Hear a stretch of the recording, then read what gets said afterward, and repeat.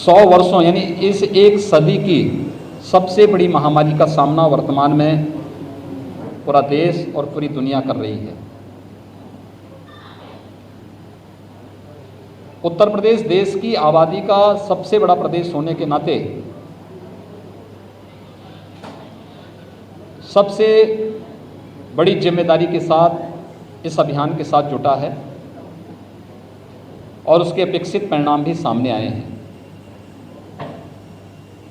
जो आशंका उत्तर प्रदेश के बारे में व्यक्त की जा रही थी कि सेकेंड वेव का जब पीक आएगा तो लगभग 15 दिन का एक उसका पीरियड होता है, तो इस 15 दिनों तक उत्तर प्रदेश में 1 लाख केस पर डे आएंगे। लेकिन आदरणीय प्रधानमंत्री जी का मार्गदर्शन और टीम वर्क का परिणाम है कि उत्तर प्रदेश के अंदर जो सर्वाधिक केस आए थे 24 अप्रैल को आए थे वह थे 38,000। एक्टिव केस उत्तर प्रदेश के अंदर जब हमारी पॉजिटिविटी रेट प्रदेश की कम थी और रिकवरी प्रदेश की कम थी, पॉजिटिविटी ज़्यादा थी, तब प्रदेश के अंदर एक्टिव केस की संख्या 3,10,000 तक पहुंची थी। आज प्रदेश के अंदर कुल 94,000 एक्टिव केस हैं। पिछले 21 दिनों में हम लोगों ने प्रदेश में 2,16,000 एक्टिव केस को पूरी तरह रिकवर करते हुए वे लोग अपने घरों को गए हैं। प्रदेश की अगर पॉजिटिविटी अगर आप देखेंगे तो यह लगभग 2.4 के आसपास है और रिकवरी 93% से अधिक है।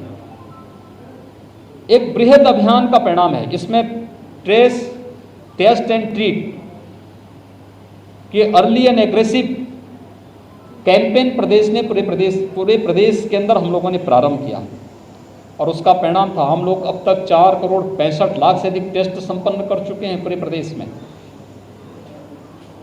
प्रदेश के अंदर निगरानी समिति गांव-गांव जाकर के स्क्रीनिंग का कार्य कर रही है। आरआरटी की टीम 24 घंटे के अंदर उनका टेस्ट कर रही है। पहले ही चरण में मेडिसिन किट का वितरण का कार्य भी संपन्न किया जा रहा है और उसका आज सामने आया है। जो आशंकाएं थीं उन सभी आशंकाओं को एक बार फिर से उत्तर प्रदेश ने निर्मूल साबित किया है।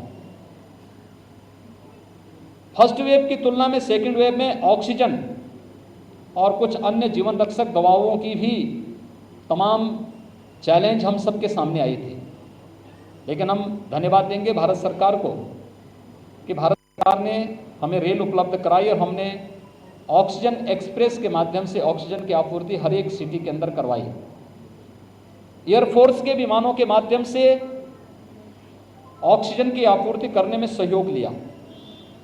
ऑक्सीजन आज हमारे पास प्रचुर मात्रा में है, लेकिन भविष्य की संभावनाओं को ध्यान में रख करके फ्यूचर में कभी ऐसी स्थिति ना आने पाए कि हमें ट्रेन से या प्लेन से ऑक्सीजन मंगवानी पड़े।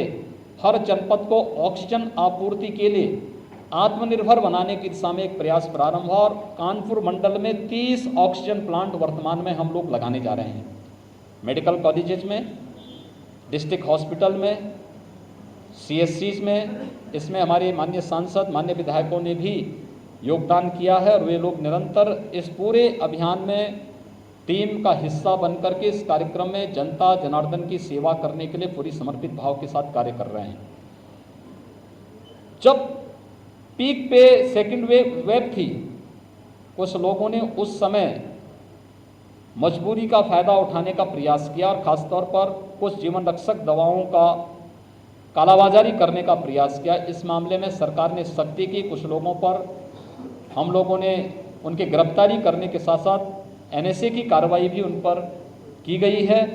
आगे भी कोई भी कालाबाजारी होगा, जो किसी का शोषण करेगा, उसके खिलाफ इतनी सख्ती के साथ सरकार निपटेगी और उस पर बहुत सख्ती करेगी। आवश्यकता पड़ेगी तो ऐसे तत्वों की संपत्तियों को जब्त करने की कार्रवाई भी सरकार करेगी।